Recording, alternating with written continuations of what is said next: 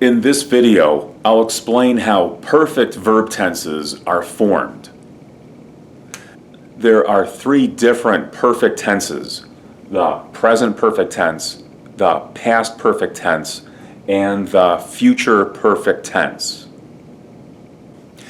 When forming any perfect tense, use have as the helping verb, and the main verb is in the form of a past participle. So it's really important to remember, especially among irregular verbs, how a verb changes from the simple form to the past tense to the past participle. In the present perfect tense, the verb have is has or have, depending on the subject, and then use the past participle.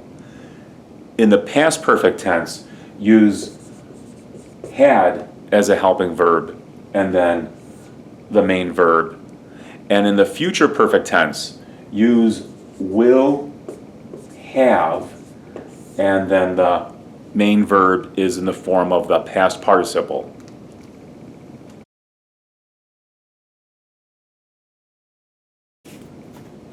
There are three reasons for using the present perfect tense. The first reason is if something happens in the past, but you don't identify exactly when it is. So if I ask you, for example, have you ever eaten a mango? Have you ever eaten a mango? This is some time in the past, but I'm not identifying when it is. Your answer could be, yes, I have, or no, I haven't, without indicating when you had a mango. The second reason for using the present perfect tense is if something happens in the past many times and the action is repeated. I have eaten mangoes many times, without identifying exactly when. I know it's in the past, but I'm not indicating when exactly it happened. The third reason for using the present perfect tense is to identify the passage of time. So this is the present, this is the past, and something happens from this point in the past up until now. So as an example, I have lived in the United States since 2013. Here's 2013 on the timeline. The present is now. This shows the passage of time from this time until now.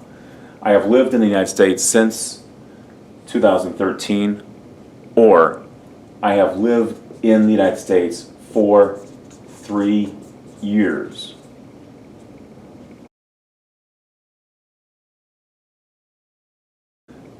In the past perfect tense, there are two past actions. One thing happens in the past before another past action. The first past action is the past perfect. So as an example, she had never used a computer until she started her job. So here's the first past action, use. Had never used, and it's negative. And here's the second past action, started. Started. She had never used a computer until she started her job.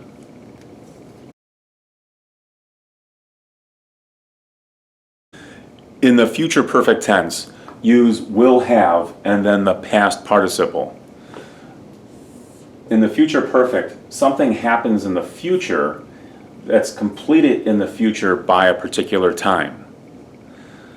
So, as an example, by the time I turn 55, I will have been a teacher for 30 years.